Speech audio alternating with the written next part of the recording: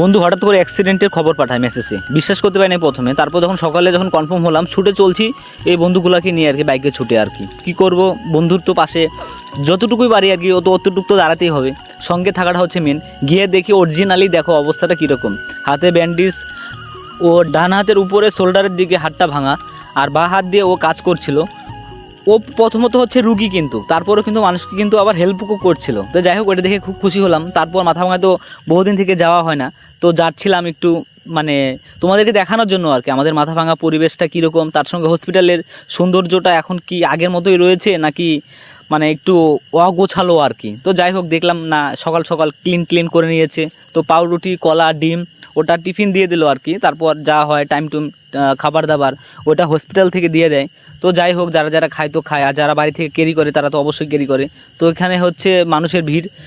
আর আমরাও যেহেতু সকাল সকাল গিয়েছিলাম, তো আমি আর হচ্ছে আমার বন্ধু খাই। আর এটা হচ্ছে আমার গাইস ফেভারিট কার ছিল কিন্তু এটা।